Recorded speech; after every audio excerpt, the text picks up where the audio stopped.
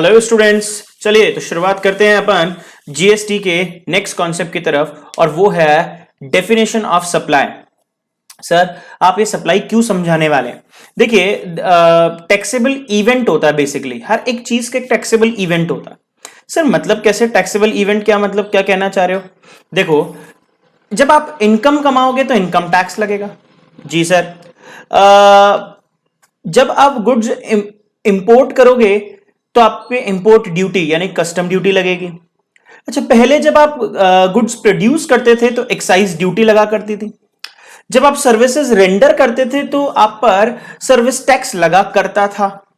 अच्छा, जब आप गुड्स परचेज करते थे तो उस पर या तो सीएसटी सेंट्रल सेल्स टैक्स या फिर वैट लगा करता था, वैल्यू एडेड टैक्स, है ना। बट अब जब ये सब अबॉलिश करके हमने जीएसटी बनाया तो आखिरकार गुड्स एंड सर्विसेज टैक्स किस पर लगे? गुड्स पर लगे या सर्विसेज पर लगे? क्योंकि टैक्सेबल इवेंट तो एक ही हो सकता है। ऐसा तो कह नहीं सकते कि गुड्स बिकेंगे तो जीएसटी लगा देना और सर्विस रेंडर होगी तो जीएसटी लगा देना। तो टैक्सेबल इवेंट तो एक ही होना चाहिए। तो in that case what will be the taxable event, और मैं कहूं कि what should be the taxable event, क्या होना चाहिए? तो गवर्नमेंट ने इस बार टैक्सेबल इवेंट बनाया जीएसटी के केस में। किसको? सप्लाई को। तो it means it is a taxable event, यानी जीएसटी में टैक्स किस पर लगेगा? सप्लाई पर। कुल मिलाकर के एक बात क्या, कि अगर सप्लाई हुई तो टैक्स लगेगा, अगर सप्लाई नहीं हुई तो टैक्स नहीं लगेगा। ओके, तो सर सप्लाई ऑफ गुड्स होना चाहिए या सप्लाई ऑफ सर्विस होना चाहिए, ये क्या? अरे सब बताएंगे, रुको तो सही, चलते हैं अपन अपने सप्लाई की तरफ। तो सप्लाई समझना बेहद जरूरी हो गया।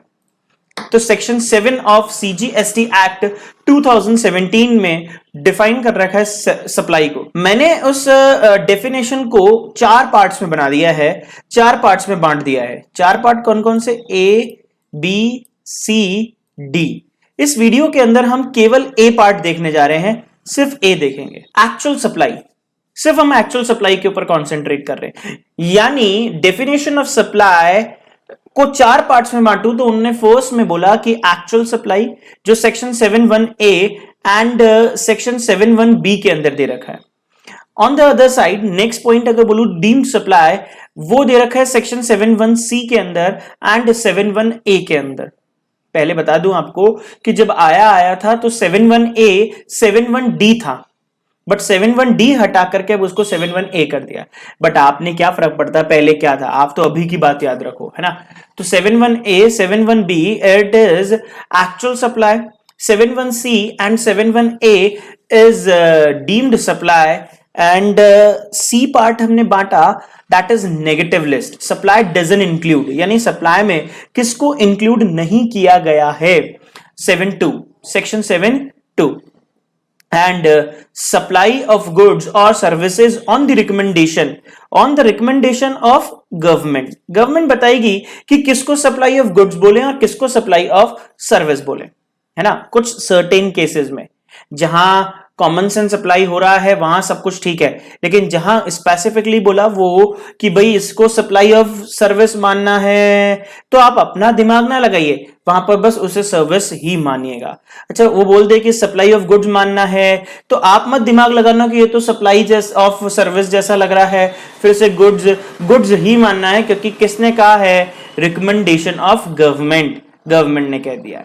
ठीक है, तो सरकार जैसा कहेंगी हमको वैसा ही करने का है। ओके, तो लेट्स शुरू द कॉन्सेप्ट। हम सबसे पहले किसके ऊपर बात करेंगे? एक्चुअल सप्लाई के ऊपर बात करने जा रहे हैं। एक्चुअल सप्लाई में भी 2 पार्ट है, 71A 71B। हम पहले किसको ले रहे हैं? 71A को डिस्कस कर रहे हैं। तो आइए part A that is 71A and 71B। तो हम सबसे पहले बात करेंगे actual supply, section 71A। Supply includes, supply में किसको इंक्लूड कर रहे हैं? तो क्या बोल रहे हैं? Supply includes all form of supply, सभी तरीके के supplies of goods, of services और बोथ। यानी supply includes all form of supply of goods, supply of services, or supply of both, such as जैसे sale, transfer, barter, exchange, license, rental, lease, or disposal. Made or agreed to be made for a consideration by a person in the course or furtherance of business. Oh my God. ये actually में जब आप act पढ़ोगे ना तो ये पूरा paragraph है, ठीक है, बट मैंने इसको अलग अलग पॉइंट्स में बांट दिया है। मुझे यहां पर कितनी चीजें समझाने की है? एक, मैं समझाऊंगा गुड्स क्या है। दो, मैं समझाऊंगा सप्लाई ऑफ सर्विस क्या है, सर्विसेज क्या है। मैं समझाऊंगा मेड और अग्रीड टू बी मेड क्या है। मैं फिर बताऊंगा आपको कि कॉन्सिडरेशन का मतलब क्या है, फिर बोलूंगा पर्सन्स का मतलब क्या है, और फिर बताऊंगा बिजनेस का मतलब क्या है, और फिर एंड में हम कंसोलिडेट करेंगे कि आखिरकार 7(1) क्या है। डन। तो हम छोटे छोटे पार्ट्स शुरू करते हैं। तो all form of supply of goods, तो what is the meaning of goods? Goods किसको कहते हैं भैया? ओ भैया, गुड्स क्या है? गुड्स क्या है?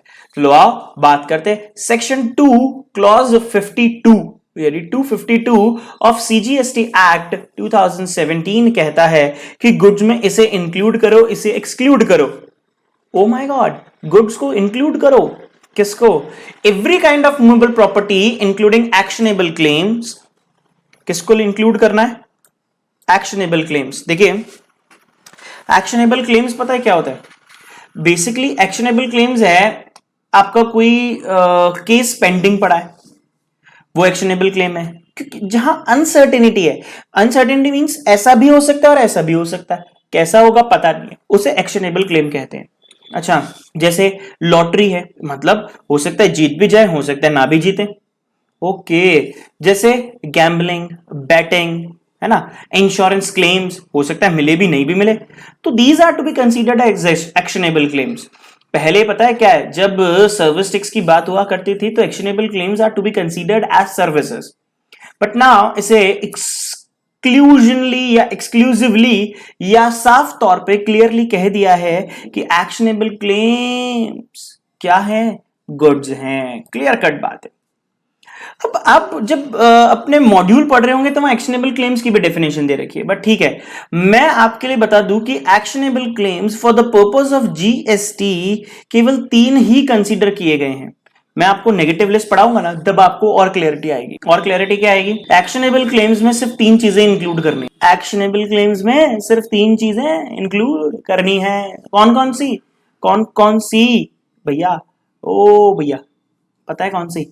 सिर्फ 3, लॉटरी, गैम्बलिंग एंड बैटिंग। बाकी और एक्शनेबल क्लेम्स गुड्स नहीं है, उसको सप्लाई की डेफिनेशन से बाहर रख लिया, ठीक है ना। तो every kind of movable property including actionable claims, growing crops, grass and things attached to और फॉर्मिंग पार्ट ऑफ लैंड, जो धरती से जुड़ी हुई है या उसका फॉर्मिंग पार्ट है, which are agreed to be severed before supplying or under a contract of supply। मतलब क्या हुआ sir?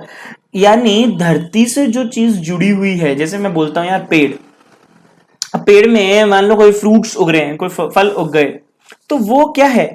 Seaward before supply. Supply करने से पहले आपको उसे तोड़ना पड़ेगा ना। पूरा पेड़ थोड़ा ना बेचने जाते हो, फ्रूट्स ही बेचने जाते हो ना। तो फ्रूट्स बेचते हो तो फ्रूट अलग करना है, तोड़ना है, सीवर्ड करना है। सीवर्ड का मतलब है तोड़ना, अलग करना, है ना। या तो सप्लाई करने से पहले या फिर अंडर अ कॉन्ट्रैक्ट, किसी कॉन्ट्रैक्ट को करने के रिगार्डिंग में। ओके सर, ठीक है। तो इंक्लूड्स, गुड्स में क्या इंक्लूडेड है? गुड्स का सबसे मेन कंटेंट है every kind of movable property, सभी मूवेबल प्रॉपर्टी। मैंने एक बात समझना, यहां मूवेबल प्रॉपर्टी लिखा मैंने नहीं लिखा, मतलब एक्टर ने लिखा है ना। मूवेबल प्रॉपर्टी लिखा है, लिखा है, लिखा है, तो इसका मतलब है इमूवेबल प्रॉपर्टी ऑटोमेटिकली एक्सक्लूड हो गई है। Every kind of movable property, तो इमूवेबल प्रॉपर्टी एक्सक्लूड हो गई ऑटोमेटिकली। अच्छा, Actionable claims covered a growing crops, grass or things attached to or forming part of land which are agreed to be severed before supply under a contract of supply. हाँ, goods में दो चीजें और exclude की गई है, money and securities. Money और securities दोनों को एक्सक्लूड किया हुआ है. अच्छा, तो कुल मिला के बात इतनी कहूं क्या कि गुड्स का मतलब मूवेबल प्रॉपर्टी इंक्लूड यानी एडिशनली और क्या चीज जोड़नी है, एक्शनेबल क्लेम जोड़ दो, ग्रोइंग क्रॉप्स जोड़ दो, ग्रास जोड़ दो और ऐसी चीजें जिनको सप्लाई करने से पहले, जो धरती से जुड़े हुए हैं और सप्लाई करने से पहले उसे या तो तोड़ना है, अलग करना है, काटना है, फिर देना है. ठीक है, एंड तीन चीजें एक्सक्लूड कर दो. एक्सक्लूड क्या क्या करना है, money, securities, immovable properties. Done. Okay, तो हम कहें all form of supply of movable properties, goods में मूवेबल प्रॉपर्टीज, बट गुड्स में मनी, सिक्योरिटीज और इमूवेबल प्रॉपर्टीज को शामिल नहीं किया है. अच्छा, ठीक है सर. सब सर्विसेज में किसको इंक्लूड किया है, आओ चेक करते हैं. देखे यहां जो एक्सक्लूड हुआ है, क्या वो सर्विस में भी एक्सक्लूड हुआ है, चेक करते हैं. Meaning of services, section 2 clause 102 102 of CGST act 2017. Sir, ओ सर, हाँ बोलो सर, इसमें क्या इंक्लूड है और क्या एक्सक्लूड है. पहले एक्सक्लूड पढ़ेगा. नहीं सर, इंक्लूड पढ़ाओ. अरे भैया ये पढ़ लो, पहले लो पढ़ो. Anything other than goods, money and securities. ओ, इसका मतलब एक्सक्लूजन में क्या क्या आ गया, गुड्स आ गया, मनी आ गया एंड सिक्योरिटीज आ गया. तो इसका मतलब तय हो गया कि मनी एंड सिक्योरिटीज पे जीएसटी नहीं लगने वाला. क्या बेटे, जीएसटी मनी पे नहीं लगेगा, सिक्योरिटीज पे नहीं लगेगा. सर गुड्स पे भी नहीं लगेगा. अरे तो भाई गुड्स तो गुड्स में कवर्ड हो गया ना, नालायको, इसका चलेगा काम. तो इसका मतलब क्या हुआ, गुड्स में एक्शनेबल क्लेम्स कवर्ड हुआ, ग्रोइंग क्रॉप्स कवर्ड हुआ, ग्रास कवर्ड हुआ और साथ में कोई ऐसी चीज जो लैंड से अटैच्ड है. ठीक है, एंड सर्विसेज में गुड्स को एक्सक्लूड किया, मनी को एक्सक्लूड किया, सिक्योरिटीज को एक्सक्लूड किया. इसका मतलब इमूवेबल प्रॉपर्टीज यहां पर कवर्ड हो गई है. तगड़ी बात. अब देखो इसको साथ में कनेक्ट करना पड़ेगा अपने को नेगेटिव लिस्ट के साथ में. मैं कनेक्ट करवाऊंगा, बट वो डोंट वरी. बट इतनी बात याद रखो कि land and building, immovable property में दो ही चीजें हैं बस. तो लैंड एंड बिल्डिंग गुड्स नहीं है, सर्विसेज है. ये क्या बात हुई, मतलब ये तो बड़े, तुम दिमाग ना लगाओ यार. अभी बोलता हूं ना कि ये भी अभी नेगेटिव लिस्ट के साथ में जोड़ के समझने की है. थोड़ा कॉम्प्लिकेटेड है मैटर, बट निपटा लेंगे अपन. अच्छा, anything other than goods, money and securities, यानी ये तीन चीजें तो सर्विस नहीं है. और गुड्स जो गुड्स हैं, लेकिन मनी एंड सिक्योरिटीज ना तो गुड्स है ना ही सर्विसेज है. इसका मतलब ये सप्लाई की डेफिनेशन में नहीं आते. तो मनी एंड सिक्योरिटीज पर जीएसटी नहीं लगेगा. लेकिन एक बात समझना, मनी में उन्होंने क्या इंक्लूड कर लिया, including activities related to use of money and its conversion into another currency or denomination, and also includes facilitating or arranging transactions and securities. ओहो, दो चीजें इन्होंने अलग से इंक्लूड कर ली है. क्या कर लिया है भैया, क्या कर दिया इन्होंने. ये कह रहे हैं कि भैया अगर आप 500 रुपए का छुट्टा लेने जाओगे, 500 रुपए का छुट्टा लेने जाओगे, 100 के 5 नोट, तब तो वो क्या नहीं है, बोलो ना, तब तो वो सर्विस नहीं है. लेकिन अगर आपने 500 रुपए के छुट्टे लिए और बदले में 490 ही आए, 10 रुपए कोई कंसिडरेशन ले लिया गया है, तो फिर वो सर्विस का पार्ट बन जाएगा. Including activities related to use of money and its conversion into another currency और डिनोमिनेशन. ये फॉर कंसिडरेशन जरूर है, कंसिडरेशन होना चाहिए. तो इसका मतलब अगर आप अपनी मनी को एक डिनोमिनेशन से दूसरी डिनोमिनेशन में, यानी 50 के आप 10-10 नोट में कन्वर्ट करा लिया, या फिर एक करेंसी से दूसरी करेंसी में, यानी आपने इंडियन रुपीस को डॉलर्स में या डॉलर्स को इंडियन करेंसी में, इंडियन करेंसी को आपने दिरम में या दिरम को इंडियन करेंसी में आपने, ये सारी करेंसी गिनाऊं क्या नालायकों, ऐसे तब ना काम चलता। तो इसका मतलब क्या है, एक करेंसी से दूसरी करेंसी में भी अगर चेंज कराओगे तो, एंड साथ ही साथ के साथ क्या, एक डिनोमिनेशन से दूसरे डिनोमिनेशन में, 500 को 100 में कन्वर्ट करा दिया, 100 को 10 में कन्वर्ट करा दिया, 50 को 5 में कन्वर्ट करा दिया, डिनोमिनेशन चेंज कर दिया। लेकिन ये तब ही इंक्लूड होगा, सुन लेना ध्यान से, लिखा नहीं है, एक्सप्लेनेशन की बात है क्या, कि ये तब ही इंक्लूड होगा जब कंसीडरेशन चार्ज किया जाए, वो भी कैसे, सेपरेटली कंसीडरेशन चार्ज होना मांगता है।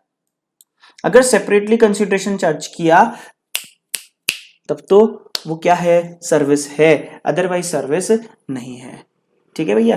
तो आपने 500 का नोट दिया और उसके बदले में 100 के 5 नोट ले लिए तो सर्विस नहीं है, यानी 500 के बदले में 500 ही मिले तो वो सर्विस नहीं है। लेकिन 500 के बदले में क्या, हाँ 490 मिले या 500 से कम मिले, यानी कुछ कंसीडरेशन आपने पे कर दिया, तो इन दैट केस ये सर्विस बन जाएगा। और उस 10 रुपए पे जो आपने कमीशन दिया या ब्रोकरेज दिया या कोई चार्जेस दिया, जो कुछ भी दिया ना, उस पे जीएसटी लगेगा।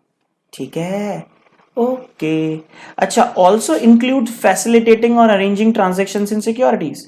अगर कोई बंदा, कोई पर्सन क्या कर रहा है, कुछ ट्रांजैक्शन कराने के लिए कुछ फैसिलिटीज प्रोवाइड कर रहा है या कुछ अरेंजमेंट्स कर रहा है, जैसे काइंड ऑफ ब्रोकर्स ना, सिक्योरिटीज एक्सचेंज जब भी होता है तो ब्रोकर होता है, तो ब्रोकर अगर अपनी टांग अड़ा रहा है बीच में तो भी उस पर क्या लग जाएगा, जीएसटी। लेकिन सिक्योरिटीज पे कोई टैक्स नहीं लगेगा। सिक्योरिटीज के फैसिलिटीज प्रोवाइड करने के लिए जो वो कमीशन, कोई चार्जेस, कोई ब्रोकरेज, कोई फीस चार्ज कर रहा है तो उस पर जरूर क्या लग जाएगा, जीएसटी। ठीक है ना, ओके। तो हमने क्या कहा, all form of supply of goods और सर्विसेज और बोथ समझ में आया क्या? सप्लाई में किस किस को इंक्लूड करना है sir? All form of supply को लेना है, वो गुड्स की रिगार्डिंग में हो चाहे सर्विसेज के रिगार्डिंग में हो। गुड्स में मूवेबल प्रॉपर्टीज आएगी, एक्शनेबल क्लेम्स आएंगे, ग्रोइंग क्रॉप्स, ग्रास एंड कोई भी ऐसा प्रोडक्ट या कोई भी ऐसा आइटम जो लैंड से अटैच्ड हो और उसको सप्लाई करने से पहले तोड़ना पड़ता हो। लेकिन गुड्स में मूवेबल प्रॉपर्टी कवर्ड नहीं है, मनी कवर्ड नहीं है, सिक्योरिटीज नहीं है। हाँ, इमूवेबल प्रॉपर्टी सर्विसेज में कवर्ड है, सर्विसेज में गुड्स के अलावा जो कुछ भी है सब कवर्ड है, लेकिन मनी एंड सिक्योरिटीज तो तब भी नहीं है। मनी एंड सिक्योरिटीज शामिल हो जाएंगे अगर उनके रिगार्डिंग में कोई सर्विसेज दी जा रही हो तो। नहीं, ठीक बात है। तो supply includes all form of supply, good, services and both, such as, कैसे दे रहे हो, कोई सेल करने के लिए, कोई ट्रांसफर करने के लिए, कोई बार्टर में, कोई एक्सचेंज में। सर ये बार्टर और एक्सचेंज में डिफरेंस है क्या? हाँ है। क्या डिफरेंस है सर? बार्टर के अंदर जितने की चीज है उतने का ही अमाउंट होगा। मतलब अमाउंट होगा, अरे अमाउंट से मतलब है जैसे आपने एक चीज दी, उसके बदले में दूसरी चीज ले ली, कोई एडिशनल कंसिडरेशन नहीं लिया, कोई एडिशनल चार्जेस नहीं है, तो वो बार्टर है ना। जैसे मान लो आप चार्टर्ड अकाउंटेंट हो, आपने अपने बार्बर की, अपने नाई की इनकम टैक्स रिटर्न भर दी और बदले में उसने आपके चंपी कर दी। चंपी क्या होता है सर? अरे मतलब यार मसाज कर दी, हेयर कट दे दिया, शैम्पू दे दिया और ये सब कुछ है ना। तो ये क्या है भैया? बार्टर है। आपने एडिशनल कंसिडरेशन कुछ नहीं दिया, बस एक काम के बदले में दूसरा काम, है ना। तो एक चीज के बदले में दूसरी चीज, वेदर इट इज वो उसके लायक हो नहीं हो, क्या है वो ठीक बात है। एंड एक्सचेंज में क्या होता है कि चीज तो जाती है, साथ में एडिशनल अमाउंट और जाता है। पुरानी गाड़ी के बदले में नई गाड़ी, भैया पुरानी के बदले में नई आ जाती ना तो हर आदमी नई बदलते रहता, लेकिन क्या लगता है, कुछ एडिशनल अमाउंट और लगता है। पुरानी तो दी, साथ में एडिशनल पैसे दिए, तब जाकर के नई गाड़ी आई, तो that is called exchange. Licence, rental, lease, disposal, ये सब कवर्ड है हमारे सप्लाई के अंदर। मेड और अग्रीड टू बी मेड, ये इसका भी बड़ा रोल है। मेड और अग्रीड टू बी मेड का मतलब है या तो हमने सप्लाई प्रोवाइड कर दी, हम दे चुके, सप्लाइड, लेकिन हो सकता है अभी सप्लाई नहीं हुई, हमने सिर्फ अग्रीमेंट किया कि हम सप्लाई करेंगे मित्रों, हम सप्लाई करेंगे। अच्छा, बाय अ पर्सन, ओ ओ ओ ओ एक चीज रह गई, made, agreed to be made for a consideration. Consideration यानी प्रतिफल होना चाहिए। सर ये कंसिडरेशन क्या है? अरे भैया कंसिडरेशन पढ़ाएं क्या आपको? लो आप कंसिडरेशन के डेफिनेशन पे चलते हैं जरा। अच्छा एक चीज और है, for the purpose of supply goods और सर्विसेज और बोथ आर रिक्वायर्ड, यानी सप्लाई के लिए या तो गुड्स हो या सर्विसेज हो या दोनों हो, ये जरूरी है। इनके बिना सप्लाई नहीं होगी। जैसे मनी, सिक्योरिटीज, इनकी बात कर ली। It means anything supplied other than goods or services is outside the scope of supply, उस पर सप्लाई नहीं माना जाएगा, और सप्लाई नहीं माना जाएगा तो जीएसटी भी नहीं लगेगी। Money, meaning of consideration, consideration 231 के अंदर दे रखा है, जिसमें इंक्लूड्स और एक्सक्लूड बोल रखा है। क्या है इंक्लूड एक्सक्लूड? इंक्लूड में बोल रहे हैं the monetary value of any act और फॉरबेरेंस। मॉनिटरी वैल्यू, मॉनिटरी यानी पैसा मिले मुझे किस चीज के लिए? वैल्यू ऑफ एनी एक्ट और फॉरबेरेंस, यानी कोई काम करने या काम ना करने के रिगार्डिंग में मुझे क्या मिले, मुझे क्या मिलना चाहिए? मुझे मिलना चाहिए मॉनिटरी वैल्यू। यानी मान लीजिए मैं किसी एक कंपनी में काम कर रहा हूं, तो उन्होंने मुझसे, मैंने कहा साहब मैं बहुत काम कर लिया आपकी कंपनी में, अब मैं काम ना करूंगा, मैं छोड़ के जा रहा हूं। उनको पता है कि यार ये टेक्निकल पर्सन था, इसको हर एक बिजनेस की हर एक नॉलेज के पता है, हर एक चीज के बारे में पता है, नॉलेज रखता है पूरे बिजनेस की। तो हो सकता है कल को ये अपना नया बिजनेस चालू कर दे या किसी हमारे ही कॉम्पिटिटर के पास जाकर के ज्वाइन कर ले, तो हमारे तो सारे राज खोल देगा वहां पे। तो उसे क्या किया जाता है, एक कॉन्ट्रैक्ट किया जाता है कि आप हमारे जैसा बिजनेस नहीं करोगे और हमारी ही जैसी किसी और कंपनी में नहीं जाओगे।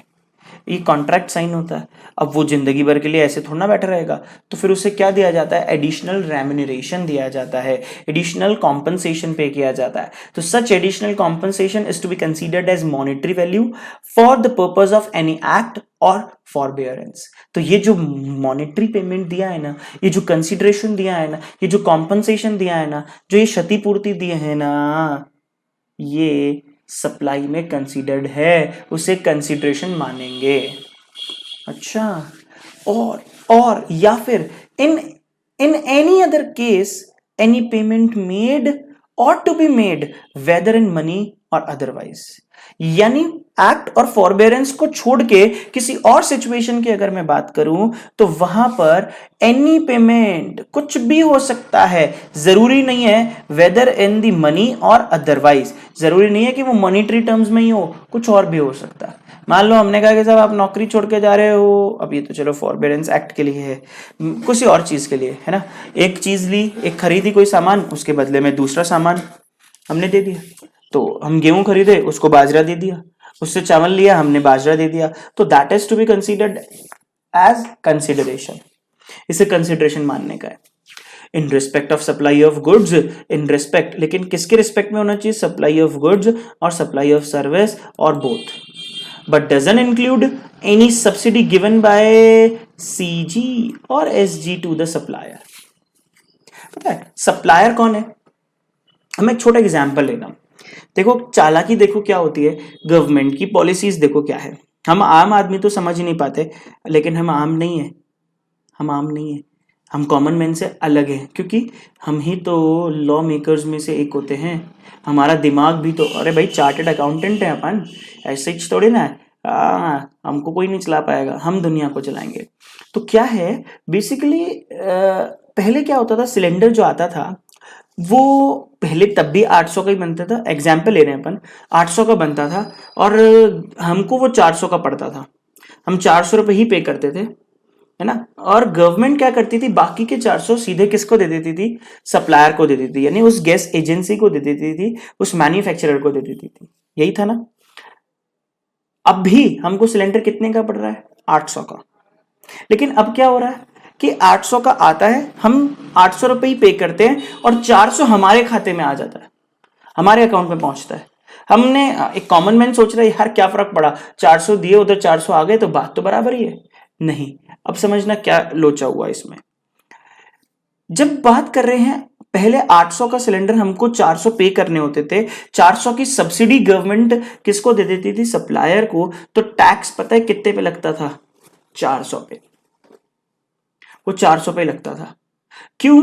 क्योंकि देखो कंसीडरेशन की डेफिनेशन पढ़ो, क्या लिखा है, but doesn't include any subsidy given to supplier. वो कौन दे, सीजी या एसजी दे। तो सप्लायर को पहुंच रही है ना वो 400, तो वो 400 कंसीडरेशन नहीं है। तो इसका मतलब कंसीडरेशन कितना था, सिर्फ सिर्फ बाकी के बचे हुए 400 रुपए।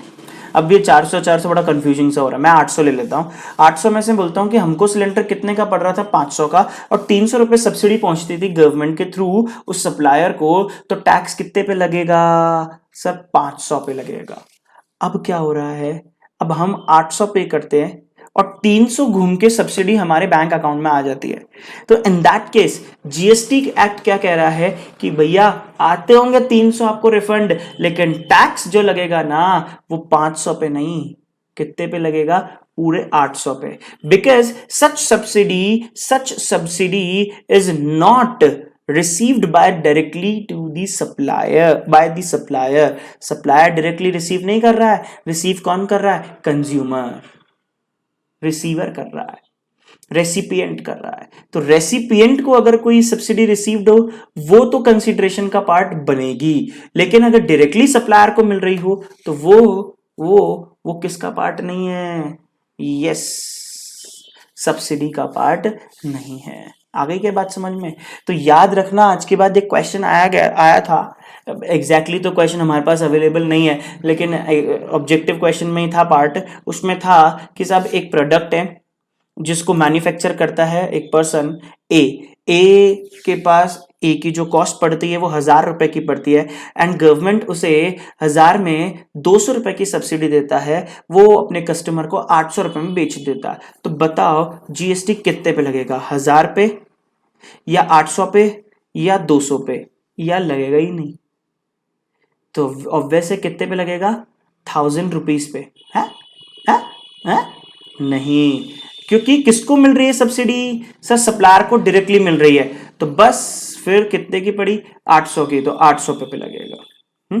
मैं अब इसी चीज को बदल देता हूं और यूं कहता हूं कि 1000 का प्रोडक्ट है, 200 की सब्सिडी डायरेक्टली किसको मिल रही है, किसको मिल रही है, रेसिपिएंट को मिल रही है। ये किसको मिल रही है, रेसिपिएंट को। रेसिपिएंट हैज टू पे 1000 रुपीज टू दी सप्लायर।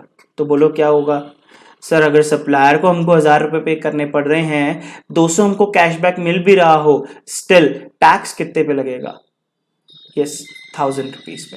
अरे भाई अमेजोन पे भी तो यही करते हो ना। अमेजोन पे क्या होता है, 1000 रुपए की चीज लिखी हुई होती है और तुम 1000 रुपए ही देते हो, लेकिन वो कहता है कि आपको 200 रुपए का कैशबैक। तो क्या टैक्स 800 पे लग जाता है ना, टैक्स तो तब भी 1000 पे ही लगता है, क्योंकि वो 200 रेसिपिएंट को मिल रहे हैं ना कि सप्लायर को। डन। ऐसे ज्यादा और क्या बताऊंगा, दिक्कत होगी तो आप पूछ ही लोगे कमेंट बॉक्स में, नहीं तो डायरेक्टली, नहीं तो व्हाट्सएप पे।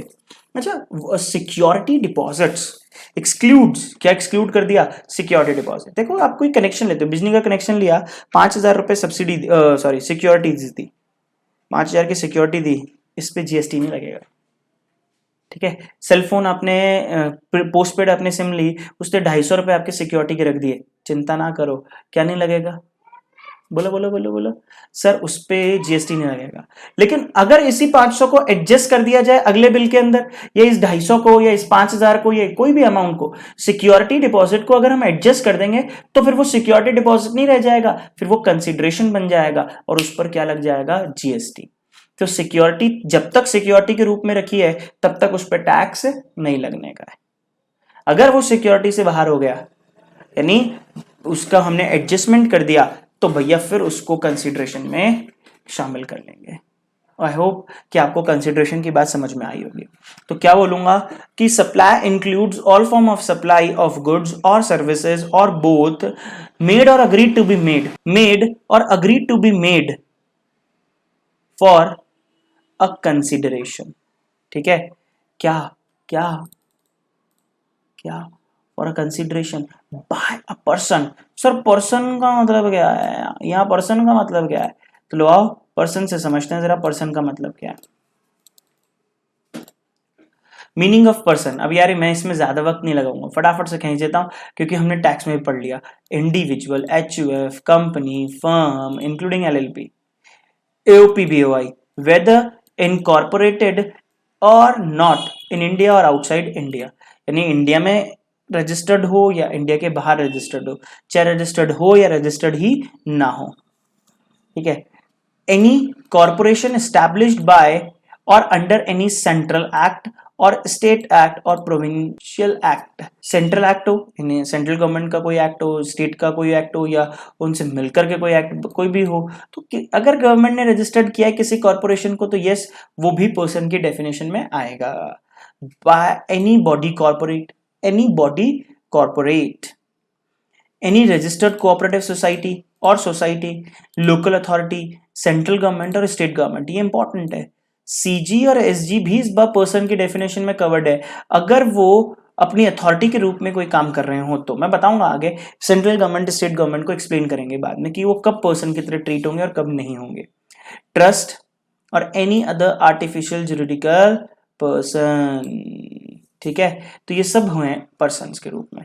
तो क्या बोलूं, supply includes all form of supply of goods, services, both made or agreed to be made for a consideration by a person in the course or furtherance of business, in the course or furtherance of business। तो लो आओ चलते हैं जरा इसके regarding में और समझते हैं कि बिजनेस में किसको इंक्लूड किया और किसको इंक्लूड नहीं किया है। Business includes any trade, commerce और मैन्युफैक्चरिंग और profession etcetera, even if there is no monetary benefit, चाहे monetary benefit हो या ना हो उसे बिजनेस इंक्लूड करेंगे। और इसी से रिलेटेड कोई एक्टिविटी आप और प्रोवाइड कर रहे हैं जो या तो इंसिडेंटल है या एंसिलरी है, या तो उसको प्रोवाइड करने से ऑटोमेटिकली जनरेट हो गई या उसको प्रोवाइड करने के लिए हेल्पिंग है, वो आपको देनी ही पड़ेगी, वो एंसिलरी है, उसकी सहायक है, तो यस उसे भी बिजनेस कहेंगे। तो यानी कोई भी आप इवेंट कर रहे हैं, कोई भी काम कर रहे हैं, ट्रेड, कॉमर्स, मैन्युफैक्चरिंग, प्रोफेशन, वो सब बिजनेस है। वो करने के लिए अगर कोई काम किया और उससे कोई दूसरी कोई भी काम, कोई भी इवेंट, कोई भी एक्टिविटी ऑटोमेटिकली जनरेट होगी तो इंसिडेंटल, और अगर उसको देने के लिए ये करना हिच पड़ता है, देना हिच पड़ेगा, तो फिर वो क्या बन जाएगा, एंसिलरी, उसकी हेल्पिंग, उसकी सहायक। अच्छा, एंड एक और चीज है, whether or not there is volume, frequency, continuity, regularity of such transaction. जरूरी नहीं है कि वो जो काम कर रहा है उसकी फ्रीक्वेंसी हो, उसकी वॉल्यूम हो, उसकी कंटिन्यूटी हो, उसकी रेगुलरिटी हो, कभी कभी भी होएगा तो भी चलेगा। अरे यार एक परचूनी की दुकान पे आप काम कर रहे हो, दुकान खोली है मान लो आपने, तो कोई जरूरी है कि रोज ग्राहक आए, कोई जरूरी है कि एक बार जितने ग्राहक आए रेगुलरली उतने ही ग्राहक आए, कभी हो सकता है भीड़ भी हो सकता है किसी दिन बिल्कुल ही सेल ना हो, क्वाइट पॉसिबल। तो बिजनेस में ऐसा चलता है भैया, तो वॉल्यूम मैटर नहीं करता, फ्रीक्वेंसी मैटर नहीं करती, कंटिन्यूटी मैटर नहीं करती, रेगुलरिटी मैटर नहीं करती। एक क्वेश्चन भी आया था एग्जाम में ऑब्जेक्टिव टाइप में कि बताइए ये बिजनेस है या नहीं है। एक लिखा कि एक पर्सन है जो जिसका काम ही पेंटिंग बनाना है, वो पेंटिंग बनाता है लेकिन उसकी साल भर में सिर्फ एक ही पेंटिंग बिकी है, तो बताओ क्या क्या क्या क्या ये बिजनेस है? और है, क्योंकि पहली बात प्रोफेशन है कि नहीं उसका, ये हाँ है, प्रोफेशनली बना रहा है। एंड दूसरी बात वॉल्यूम नहीं है, फ्रीक्वेंसी नहीं है, कंटिन्यूटी नहीं है, रेगुलरिटी नहीं है, लेकिन स्टिल ट्रांजैक्शन है, काम है, तो बस क्या है वो, business. Next, supply, acquisition of goods including capital assets and services. Supply और acquisition of goods, supply of goods या फिर acquisition of goods including capital asset, उसको भी बिजनेस माना है, लेकिन क्या होना चाहिए, in connection of commencement of business और क्लोजर ऑफ बिजनेस, यानी बिजनेस चालू करने के लिए आपने अगर ये एक्वायर करने का काम किया तो भी, और अगर बिजनेस बंद करने के लिए काम किया तो भी, तो स्टिल उसे हम क्या कहेंगे, बिजनेस कहेंगे। एडमिशन इन एनी प्रेमाइसेस, अरे यार आप पिक्चर हॉल जाते हैं, सिनेमा हॉल जाते हैं, क्या करते हैं सर, वहां पेमेंट करना पड़ता है ना अपने को अंदर जाने के लिए, तो बस पेमेंट करो ना फॉर अ कंसिडरेशन। तो किसी भी प्रेमाइसिस के एडमिशन के लिए किसी भी प्रीमाइसेस के एडमिशन के लिए अगर आप कंसिडरेशन पे करते हैं तो यस क्या है वो बिजनेस है। चलिए फिर नेक्स्ट के ऊपर बात करते हैं। Facilities or benefits provided by a club, association, society or any such body to its members. अगर कोई भी क्लब, कोई एसोसिएशन, कोई सोसाइटी, कोई बॉडी अपने ही मेंबर्स को कोई सर्विस दे रही है, कोई भी फैसिलिटी प्रोवाइड कर रही है, कोई भी बेनिफिट दे रही है, किसके लिए? For consideration, for a subscription हो या एनी अदर कंसिडरेशन हो, तो उसे भी हम बिजनेस मान लेंगे। Activities of a race club, पहले रेस क्लब इंक्लूड नहीं था बट अब कवर्ड है। तो activities of a race club कैसे है? Including by way of totalisator या लाइसेंस्ड बुकी। बुकी में इतना सा बोलता हूं कि लोग है ना जो शर्त लगवाने वाले होते हैं, दो लोग हैं, बबलू और चिंटू। बबलू और चिंटू में शर्त लग गई कि साहब आज बारिश होगी, और वो एक जना कह रहे हैं नहीं होगी, लेकिन उन्होंने कहा लगी 500 की, बोले लगी 500 की, लेकिन दोनों को एक दूसरे पर विश्वास ही नहीं है। तो बबलू और चिंटू के बीच में एक और था, बीच में कौन था? राजू। राजू ने कहा कि चलो ठीक है, मैं बोलता हूं कि अगर एक जीता तो मैं इसको दिलवाऊंगा, लाओ तुम पहले 500 रुपए मेरे को दे दो। तो ये जो बुक करवा रहा है, ये सौदा जो बुक करवा रहा है, ये पर्सन कहलाता है बुकी, या उसे ही कहते हैं टोटली सेटर। तो लाइसेंस अगर है वो पर्सन, तो बस उसे भी हम कह देंगे business. Services as holder of office accepted in the course or furtherance of trade or profession, यानी प्रोफेशन के लिए अगर आप मान लीजिए services as a holder of office कर रहे हैं, किसी भी प्रकार की सर्विस दे रहे हैं, प्रोफेशन दे रहे हैं, कोई ट्रेड कर रहे हैं, मतलब इसे भी कवर्ड किया गया है ना। Services is also to be considered as business, providing services as a professional. Any activity or transaction undertaken by, किसके द्वारा अंडरटेकन हो? आ गया ना, देखो, any activity or transaction undertaken by CG हो, एसजी हो, लोकल अथॉरिटी हो, in which they are engaged as public authorities. वो पब्लिक अथॉरिटी की तरह अगर वो काम कर रहे हैं तो डेफिनेटली हम उसे क्या कह देंगे? बिजनेस। तो ऐसे में सीजी और एसजी भी लाइबल होंगे जीएसटी के लिए। लेकिन अगर वो पब्लिक अथॉरिटीज की तरह काम नहीं कर रहे, वो अपनी अलग कैपेसिटी में काम कर रहे हैं, तो फिर उस पर जीएसटी नहीं लग पाएगा। तो बिजनेस के कोर्स में होना चाहिए, बिजनेस के पर्पज से होना चाहिए।